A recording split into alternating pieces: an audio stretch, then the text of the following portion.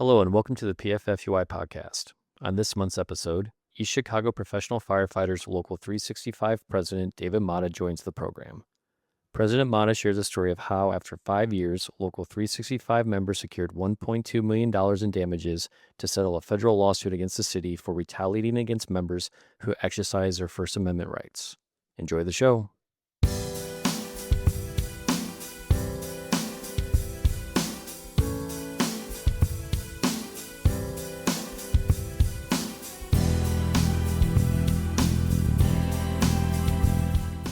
Hello and welcome to the PFFUI podcast. My name is Eric Shoib, and I'm joined today, as always, with President Tony Murray. Hey, Tony, how are things going today? Pretty good, Eric. How are you? Doing well. It's summer. It's very summer, it's very hot, and a lot of wildfire smoke in the air today. There is a lot of smoke. And we are coming to you live, not live, from the South Shore of Lake Michigan today. Yes, we are. We're in East Chicago, Indiana. This is the first time that we've taken the podcast on the road. The first time ever. Ever. We could not think of a better place to stop than the home of Local 365 East Chicago Professional Firefighters. That's right. We're happy to have our guest today. Local 365 President David Mata is with us. David, welcome to the PFFUI podcast. All right, thank you very much, guys, for having me. I appreciate it. Yeah, and thanks for welcoming us into the harbor. Here it is. There's a lot of history in the East This is where it's Chicago at. harbor, right? Yes, sir. Yeah.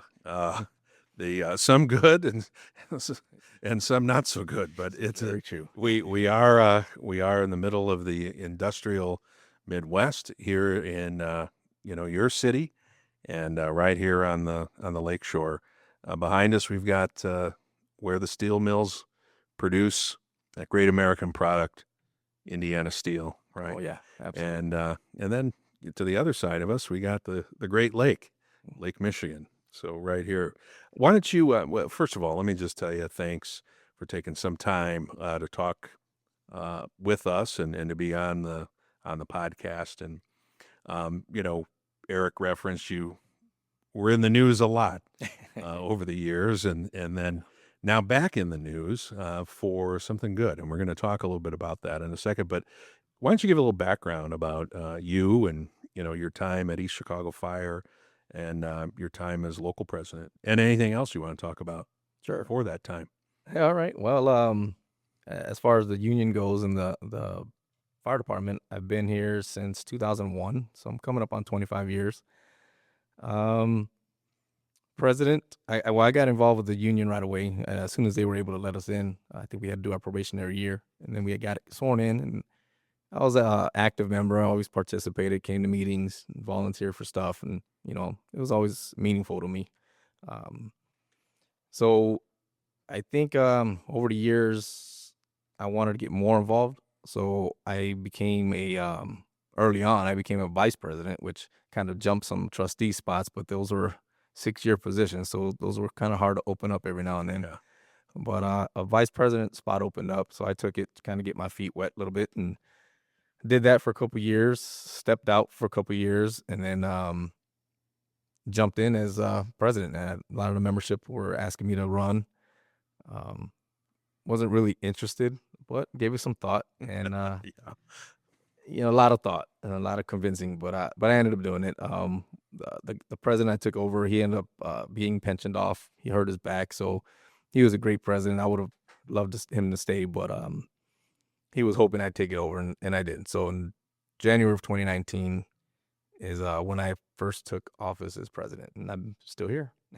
So, And that's 2019 is a significant date. We had to get into a little bit. So you were, a year for me to be president. yeah, you got right into it Yeah. quickly with what was to become and kind of why we're here talking about things today. So I guess I want to. And I can't help but notice you're wearing a Navy hat. Yeah. So what's your you served our country in the United States Navy? Yes. So before I got on the fire department, after high school, I went to the Navy, joined the Navy active duty, 97.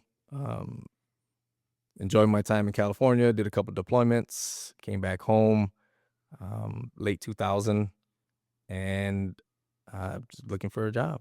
I wasn't sure what I was going to do. My wife was pregnant at the time, so we were kind of like, well, what are we going to do here? Had one of my buddies suggested the fire department here in East Chicago, and I'm born and raised in East Chicago, so I was like, you know what? I don't want to be a fireman. I don't want to be going to fires. Like, what's wrong with you people? Yeah. But I did it anyway because it felt like a paramilitary style job. I was so used to the military already. Mm-hmm. So that's kind of how I got into it, and applied, and I got in, so the rest is history.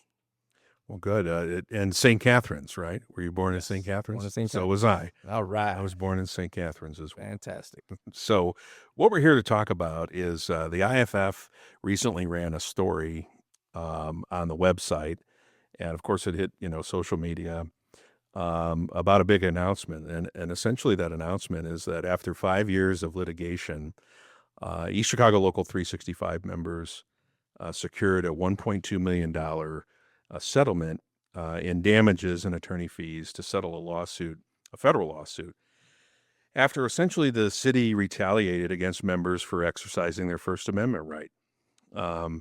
This First Amendment case was recently settled in May of this year, so just a couple of months ago. So Yes. we wanted to talk to you about this because there's, yes, that's the headline. Yes, that's the final decision. But there was a story that led up to this that I think is really something, and maybe, members that have been around a while, we've talked about East Chicago, we've talked about the events here that really started in 2019 and have, followed along, but in many cases been with you and the members here throughout this saga, I guess. Yeah. Might be one way to describe it, but I think it's worth talking a little bit about. So Okay. that's the headline, but I want you to get into a little bit of taking us through the history. So we don't know necessarily what happened, which we're going to find out. We know what the decision was here recently, and we'll talk a little bit more about that. But let's go back in time to 2019, and David, if you can discuss what occurred. You're brand new local president in 2019. All right. Yeah. So what happened? All right. Well, for me to start this story in 2019, I'm gonna have to go back a few years before that too. Okay. All right. Now keep in mind, the former mayor, Robert Pastrick, he was a huge supporter of public safety, fire. We never had any issues.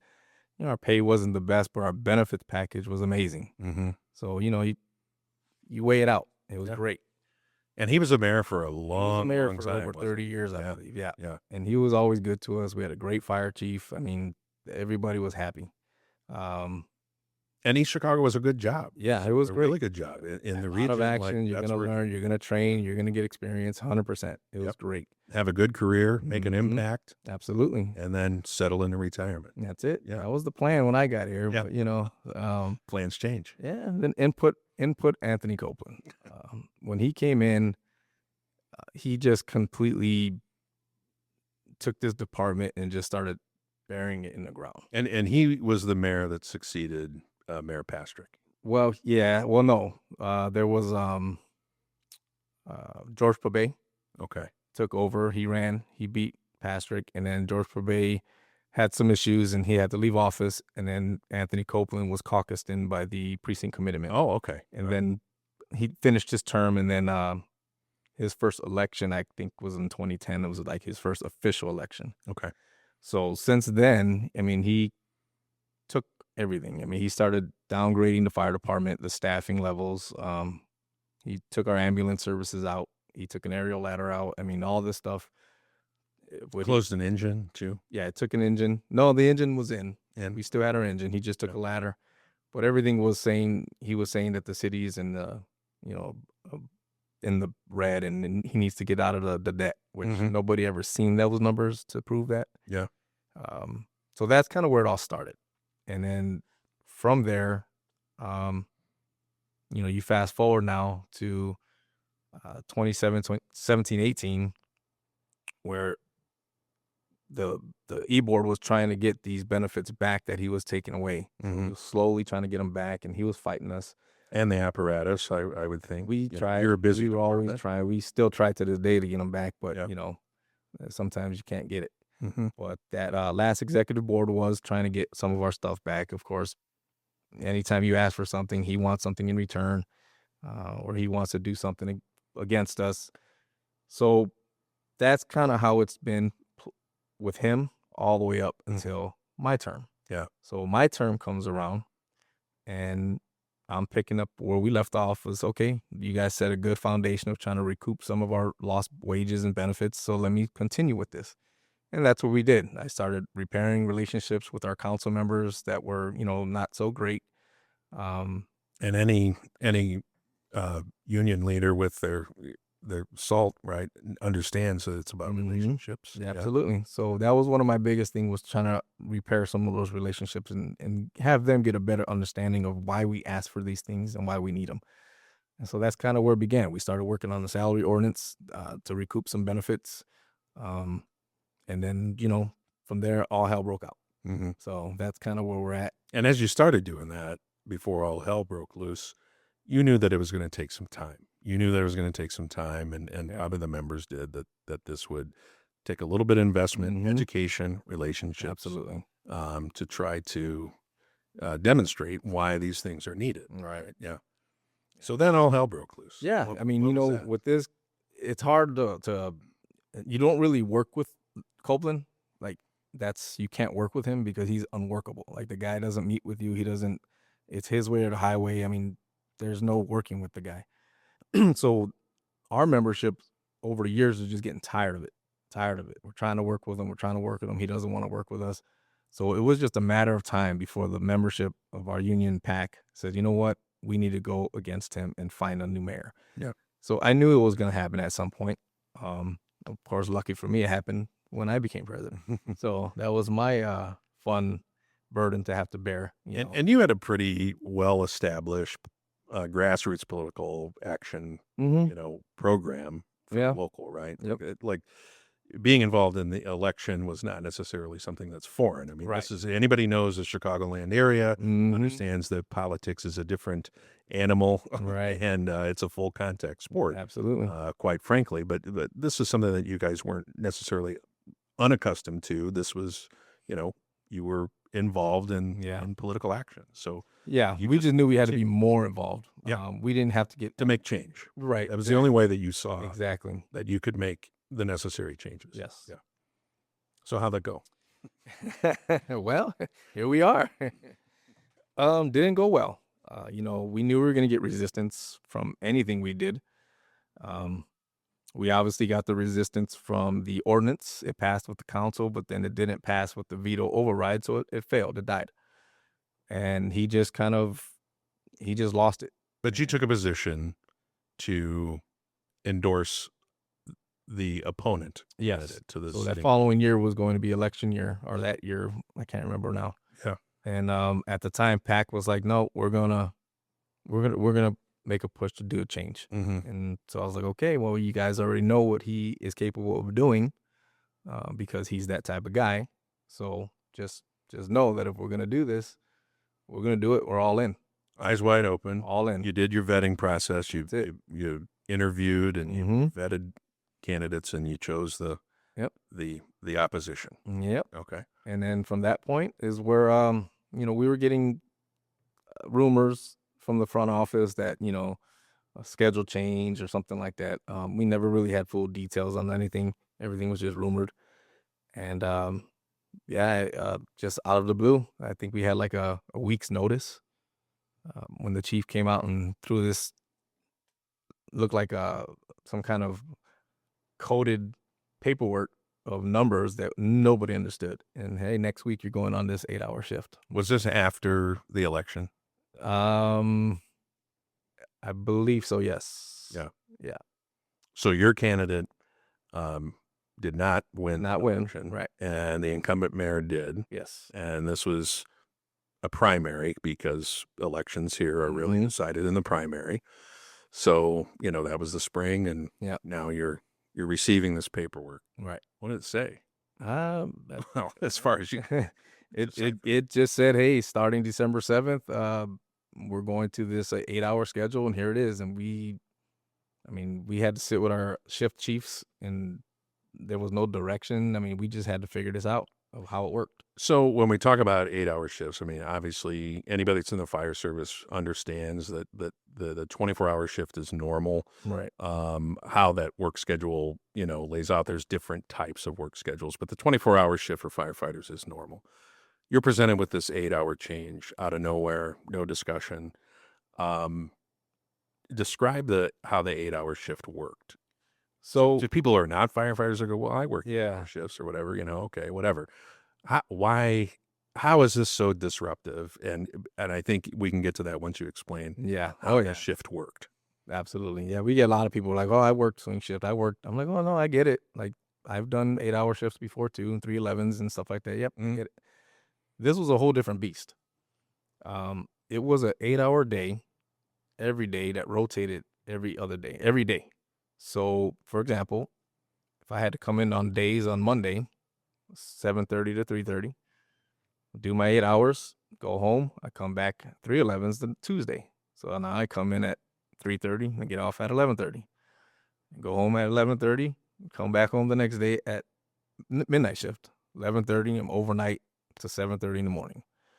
I get off in the morning, I go home, and guess what? The next day on Thursday, I'm back in days. So it was just nonstop. Days, 311s, midnights, days, 311s, midnights, every single day. So there was not a single day, unless you were on vacation or called off, that you were not entering or exiting the firehouse, touching that door handle. Let that settle for a second. Like that is really, it's unimaginable, but you and the members in Local 365 lived that. We lived it. Yep. So no rhyme or reason necessarily given as to why. So the assumption then became what? That the reason for this, he endorsed his the quiet part Yeah. that nobody was talking about, Yeah. was because why? Because we endorsed his opponent. I mean, I think that's the reason why he did it. He was embarrassed that we went in public and chose someone that wasn't him, and that's just the way he is.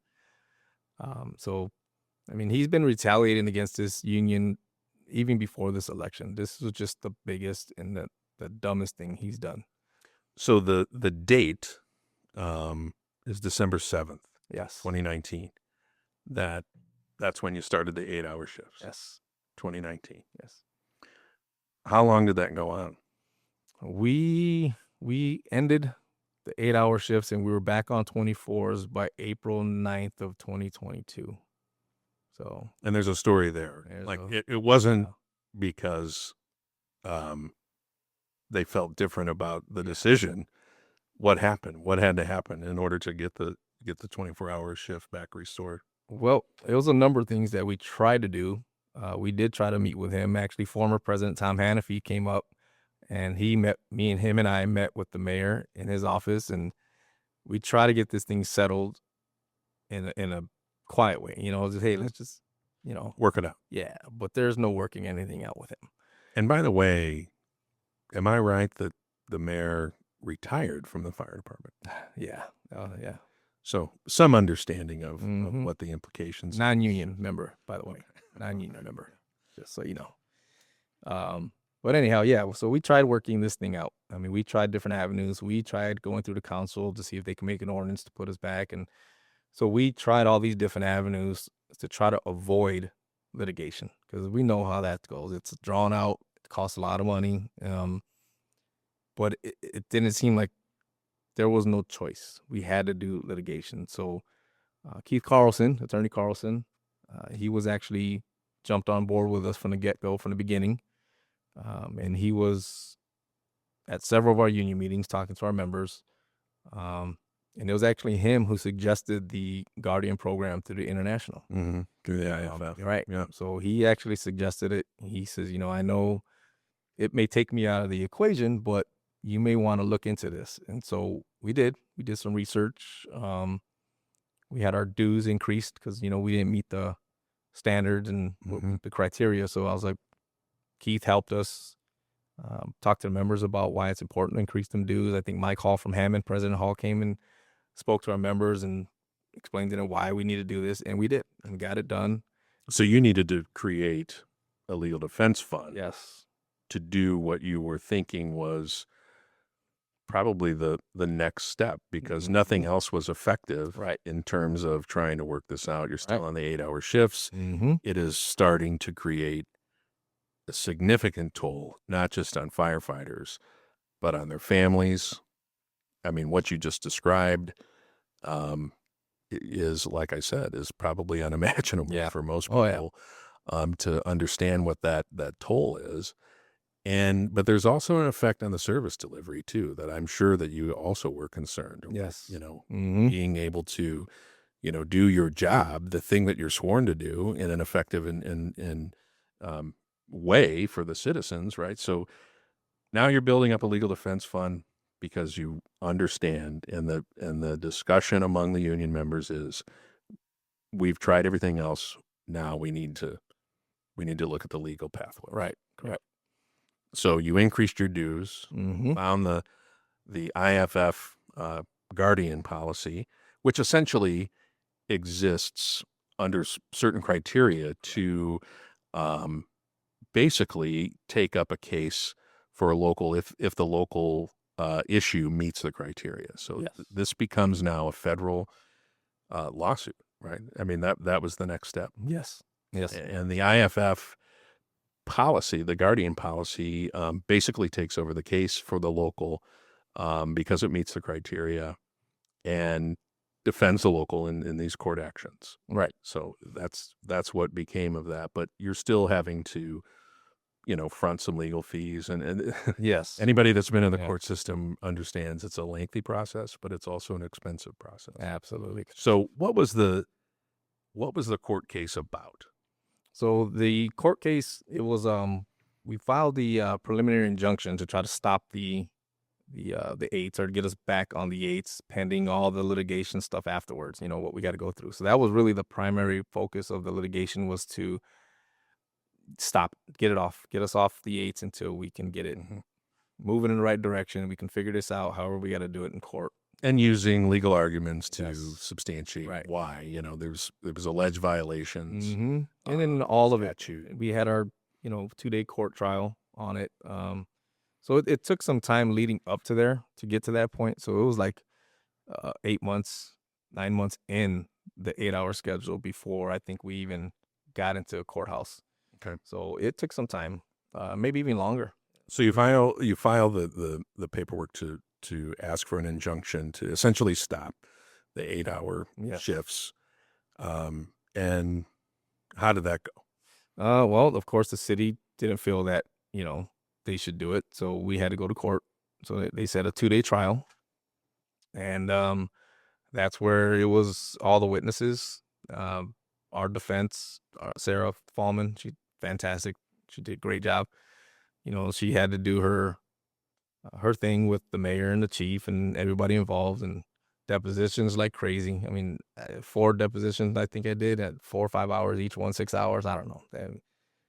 I think I was the longest ones of everybody, because it's me. So it was a lot. It was a lot involved with that.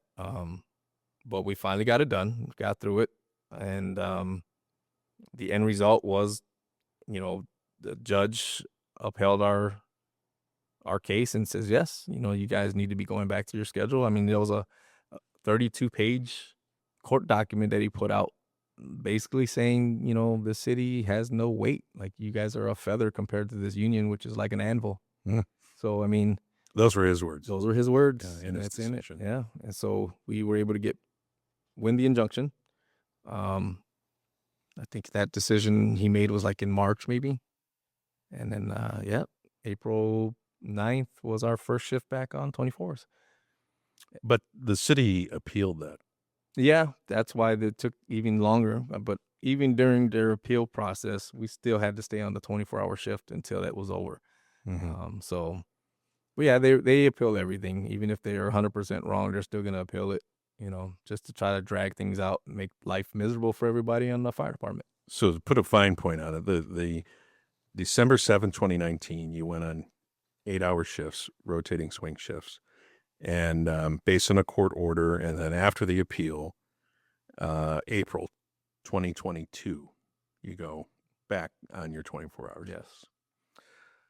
There's something happened that applies to this recent decision, the decision that just came out in May. Was that part of the injunction? Yes. Okay. This was all part of the federal case. Correct. Okay. So the federal case then, you went back on the shifts in 2022. Now there's still, Right. you There's know, still, basically 4 more years. yeah.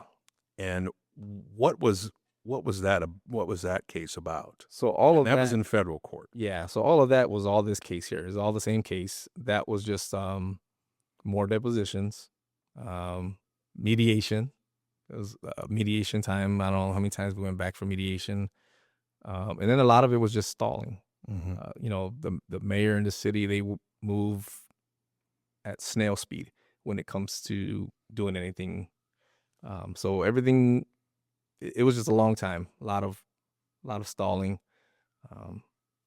All of the above. And had you not taken the steps to do the injunction, quite frankly, to return to the 24-hour shifts, you could have still been on the 8-hour yeah. shifts all the way through this court decision Absolutely. until it was received in May of this year, 2026.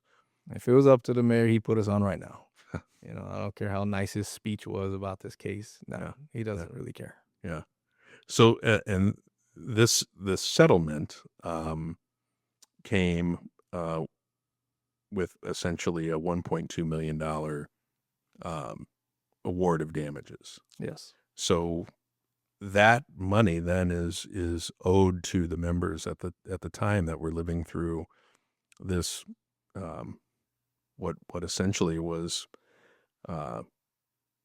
you know, a violation of your First Amendment rights. Yes. And so this will be dispersed. Yes. Yes. And I think that we know why the injunction was so important, but what was the toll that was being taken on members with this? Oh man. What really was a punitive shift schedule? It was. Yeah. What was the toll? Oh, there's a number of things. Me personally, and I think I could speak for pretty much all the members. You never knew, after a while, you never knew what day you were on. Your memory seemed foggy. It's the weirdest thing. It, like, night and day, and it just, none of it mattered. You just try to sleep anywhere you could. I mean, I would fall asleep in my car in the parking lot. I mean, just, it was exhausting. Not to mention, for me, it was probably 10 times more than everybody else because I had to deal with all the stuff involved with the litigations and stuff. So going home, I couldn't just go sit down and relax because I had to handle politicians and all this other stuff and try to get this schedule, you know. So it was very taxing on me for sure. Very irritable, grumpy at home. I snapped real easy. I mean, it was all of that kind of kicked in full speed, and I'm sure everybody else had about the same experience at home. Nothing at work was the same. Like, my work ethic completely took a nosedive. I just didn't care if the rigs were clean, dirty, missing equipment. I didn't care. I just didn't care. And a lot of guys felt that way. So the level of care in our department just started plummeting. And then they take the beds, you know, to top that off. You know, I mean, that made things even worse. They removed the bunks. Remove the beds every from firehouse. Every firehouse. With the exception of the assistant chiefs and district chiefs, who were the only ones who were still on the 24/48 schedule. So they remained on 24/48, and then the rest of us were on 8. So they kept their beds in their room, but that was the only ones. Now, the toll, and there's more to this, but I just want to touch on something that, you know, these things affect you in ways that you've described. But when the tones went off and there was an emergency in the city, how did you respond to that? Well, we still had to do our job. Yep. No matter how tired we were, no matter how physically and mentally exhausted, we still had to do our job. I mean, we still here to serve the people. We're still here to do a job. We're still here to be firemen. So we had to just suck it up and just deal with it. I mean, we just had to deal with it. You get in that mode and you just, you know, help other people because that's what we're here to do. And then you come back and then you pick up where you left off in our own misery. You know, and kind of do that every time them tones went off. So that's really all we could do. So the spirit and the heart of the firefighter went and did their job every time a citizen needed help. Yes. Despite having this mental, physical, and emotional toll that they were dealing with on workplace schedule and which goes to safety and a lot of things that we know. This was in the media a lot when this was happening in the court case. What type of response did you get from the community? Because community members were reading about this or listening to this on the radio program or whatever. What was the response from the community? Well, it was overwhelming. We had a lot of people, local people, a lot of unions in our local unions, stuff like that. They were really upset about it. Council members were upset about the whole thing. But most people who aren't in the fire service, they really don't understand what that meant. So, and I don't blame them. They don't know. But, all of our family members, and once people started explaining it more, like, no, this is not just like a week of days, a week of 311s. Once that explanation started becoming more obvious to people, and we started explaining it more, then you can see the looks on their faces change. Like, oh, that's not good. Like, where do they do that? And never. So we got a lot of support from our local community, businesses, a lot of people who said, hey, I'm with you guys. I just can't put no signs up because the mayor, he retaliates against us too. So we're not the only ones. So we had a ton of supportive people who wanted to put our support local 365 signs up that just couldn't. But then we had a lot that says, you know what, I'll put it in my window, or I'll be there at your next rally. So we did have a lot of support from the community. So speaking of that, you had rallies. This was very public, and this was done because it's an important issue to the community, not just to the firefighters, but the firefighters are the fabric of the community. And, this, like I said, this was in the media. What type of rallies, how did the community, how did other firefighters, how did other union members come together to help support you? What things happened? So normally when we do a rally, we usually try to get it done during a council meeting. That was usually our best time, and we would just put the call out. I know Tom Hannafy was huge with that. We'd get with him, or John Parkhouse at the time was our district VP. We'd just send him to know, hey, this is the meeting, and he'd send it out to everybody, and we would get people from all over. I mean, I think Eric might have even been at one. We had Fort Wayne, Goshen, Indianapolis, Hobart. I mean, you name it. I mean, all these guys throughout our state came through and supported us and held up our signs, and they came through a lot. Because I think it was important to show that there were people who cared about this issue. Yeah. There were people who understood the wrong that was being done. Yeah. And to continue to show decision makers that this isn't something that's going to go away.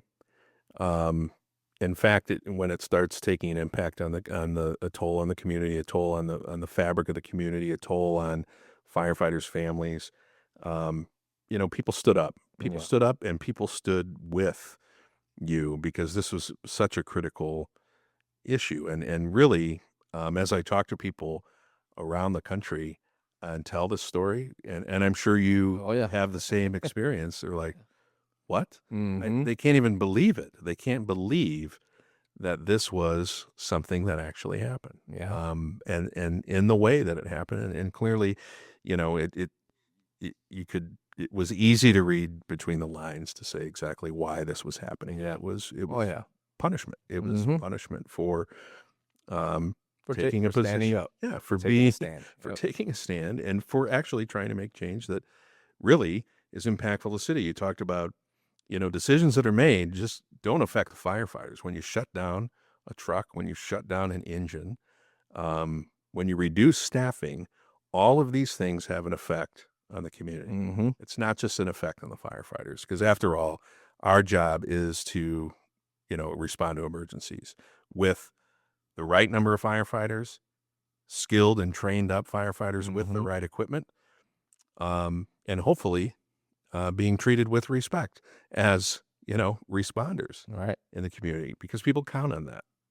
Over this time, you mentioned that there was firefighters who left this job. Yes. About how many firefighters left? Oh man, we started taking a tally immediately. I think actually in 2019, prior to this 8-hour shift, we had just hired the last of our firefighters to give us our 76 total number that the mayor gave us. Mm-hmm.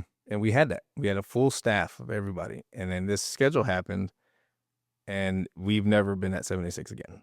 I mean, immediately in 2020, we started having guys leave immediately. In March, I think was the first guy in 2020. And since then, And that's an investment. When Yeah. you hire a firefighter, that's an investment. yes, it is. And so we've had over 20, 28, maybe 30 people leave. Mm-hmm. That included, we had some veterans who were on long enough that they didn't want to do the drop. They just wanted to retire because they didn't want to deal with the schedule. So, I mean, they lost out. You know, they could have made that extra money and they earned it. But it was so bad that even they said, "The hell with it, I'm out. I'm leaving." Yeah, we had guys who hit their 20, "I'm leaving." Like anyone who could did. Mm-hmm. And then the ones who stayed, they were even looking at alternatives. And some of them were like, "Well, let me give it a little bit longer just to see. Let me give it a little bit longer just to see." And then before you know it, I mean, that, you know, you just became numb to the schedule. Mm-hmm. You just were consistently inconsistent. Yeah. You know what I mean? That's kind of what we were. And the effect was it drove people away. Yes. It drove It people drove who away. decided to serve the city of East Chicago and its Mhm. people. And not only did it drive them away, even when we did our entrance exams, we had less people applying. So it affected recruiting. Yes, absolutely. I mean, we had at one year, there was like 50 something people who applied, I think. And then, I mean, it was insane. I got hired and there was over 500 people when I applied in 2001. So it's just, yeah, it took a big toll on everything. Mm-hmm. Everything. Decisions. The mayor said, you know, "Oh, we're doing this to curb overtime." I think that's what he was saying in the courts or something. And, you know, because of this schedule, I think the city spent record numbers of overtime money for every year that this schedule was in place because of the amount of call-offs and injuries. And yeah, so it completely, no overtime savings whatsoever. So the foundation of the IFF Guardian policy is really to defend locals who are having things like their First Amendment rights Right. taken from them or abused or Mhm. whatever. Why was the involvement of the IFF so important? Well, I think for one, the biggest involvement, I think we wouldn't have been able to do this on our own. Financially, we just did not have that kind of money in our account to fight this battle. Right? We would have still been on the eights. Mm-hmm. You know, so they were huge financial help for us to get this case. But not only that, they provided so many other resources for us too. President Kelly was always calling me about stuff and, you know, "How you doing, Dave? And don't give up the fight." I mean, a lot of encouragement. He was there to anytime we needed something to help with, like the last election a couple years ago. He was heavily involved with helping us, you know, more resources and more Right. because he understood how bad this mayor is for fire service. Mm-hmm. And so it was huge to have the international on our side like that. That was huge, and I can't thank them enough. And to bring and you know, this is 365,000 members across 2 countries. And I'm sure that is somewhere in the back of your mind. That's very meaningful when you're the front person, when you're the local president, that is speaking for your members. And that is, you know, moving this forward and carrying the torch and keeping the torch lit. Because, you know, there were dim days, I know, for Mhm. you and for the members and for the rest of the executive board. But to know that you have 365,000 members across 2 countries that are supporting you in this has to give you hope, has to give you some level of hope, as well as people showing up, you know, to support you, you know, in person. But I think that that's significant, and I think that the IFF Guardian program and the policy is appropriate for situations like this because, you know, they bring a certain level of legal expertise when it comes to the First Amendment and what that is, and when you're arguing these cases in that way. So, uh, you know, it's probably, I'm guessing, it's almost probably like maybe a dream that this decision was reached in May after all this time. What's the future look like for East Chicago, for Local 365 and firefighters? Well, it's hopefully getting brighter. It will be a very bright future once he's out of office.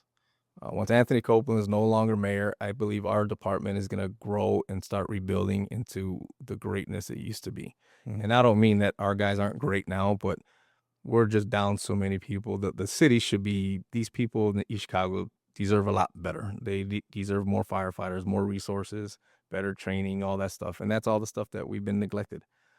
But we're never going to get it with him in office. So once he's out, I believe the future's very bright for us again.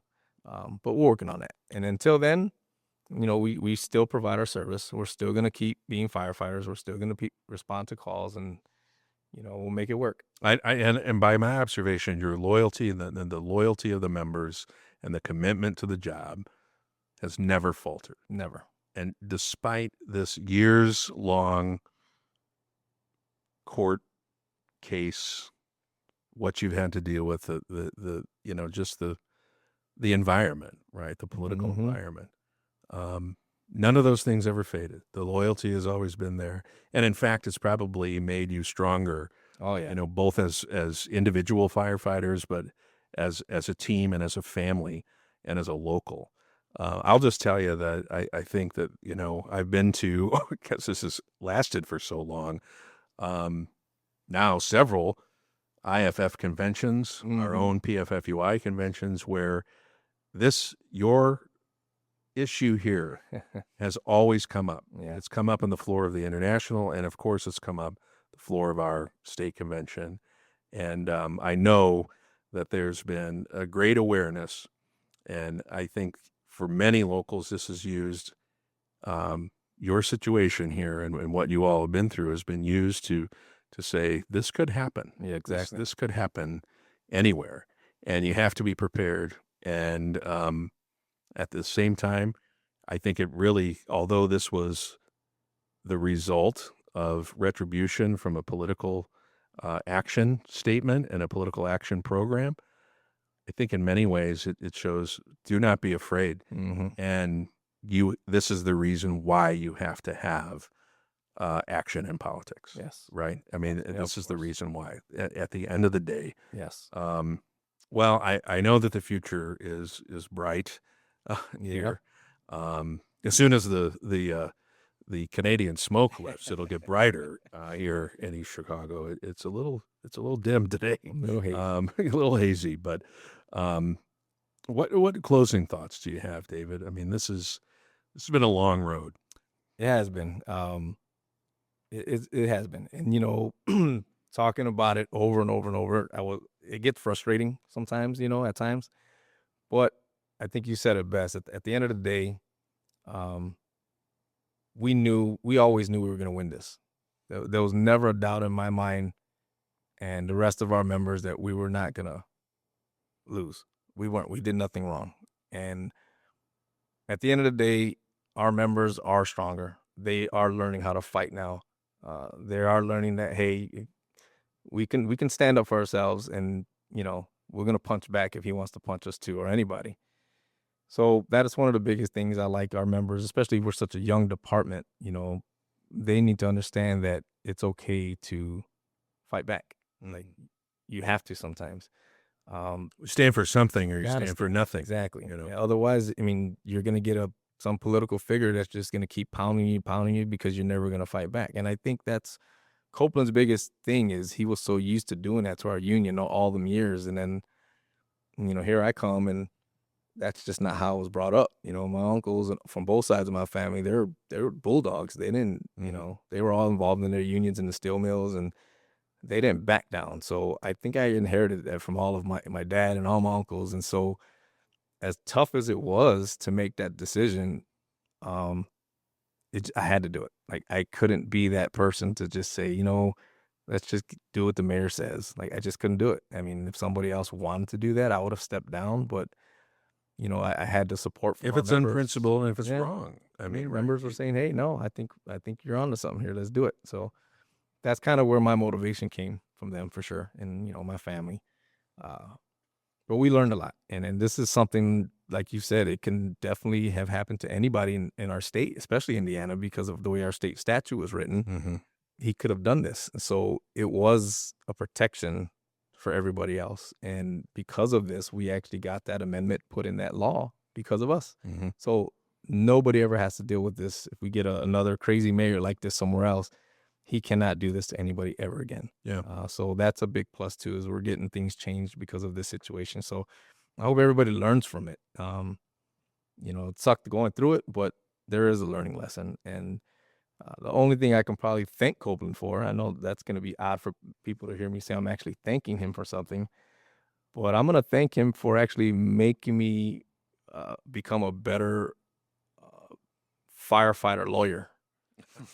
Because of him, we really educated ourselves on executive board. We started really, really getting into laws and legal stuff and searching out things, and we became our own little firehouse lawyers. And when he starts doing stuff, it's like, no, that you can't do that. There's a law against that one. So he taught us to be better educated on legal stuff, which I'm sure he hates that now because Well, and I would say too that's probably good advice for anybody that takes on you don't have to go to law school. No. But you have to be aware. You have to be aware of policy. Yes. You have to be aware of law. You have to be aware of your rights. Yep. And that is the responsibility of a local president and an executive board to truly represent the membership. And hopefully you never have to put those things in play or point those things out. But that's part of the responsibility, whether you do it for 2 years as a local president, or in your case for many years now, in grave circumstances. But I know that you've had an executive board alongside of you, a lot of great people, and I think that it's certainly important to say that we hold East Chicago up in Local 365 as an example. And really a light. You may not think that, but really a light, a guiding light. Hopefully nobody has to go through this again. But I congratulate you, the entire membership, and everybody for, staying the course. Yeah. And even in the darkest times, you stayed the course, and the court saw it in your way. Yes. In your favor. And it's going to continue. We still have some pending litigation also to finish up. And that's important to note that there's one last piece of this that's hanging out there that's been in the court system for a long time now too. And yes. And do you anticipate a decision sometime in the near future? I'm hoping this year we can get a decision on that. But again, this is we call it Copelandia. This is Copelandia. So I mean, there's a lot of things that stall around here. So either way, we're gonna win that too. So I'm not concerned. Well, I really thank you for being our guest today on the PFFUI podcast, and we have a decent amount of listeners, but no matter if anybody's listening to this or not, I think it's important for you to have sat down with us and told us the story. Now, looking back, it was you had a name for that shift. Yeah. That Crazy Eights. The Crazy Eights. Crazy Eights. So we can put those past us and maybe get down to some being normal. Yes. To some level, whatever normal is. But thank you for being with us today, David. I really appreciate it. Appreciate everybody here in Local 365, past and present, and continue the good work, and you'll always have our support. I appreciate it. Thank you guys for having me. Thank the International President Kelly. Thank you, President Murray, and all the leadership of PFFUI. You guys have been amazing through this whole thing, and you continue to do that great work for us. And couldn't be happier to have a leadership like you guys on our side. So thank you guys. Well, you're absolutely the reason why. Thank you. Thank you. Thank you very much. You got it. Thank you for listening to the PFFUI podcast. Follow us on social media by searching the Professional Firefighters Union of Indiana. For more information about news and upcoming events, visit www.pffui.com. Until next time, this is PFFUI Communications Director Eric Shoaib. Stay safe.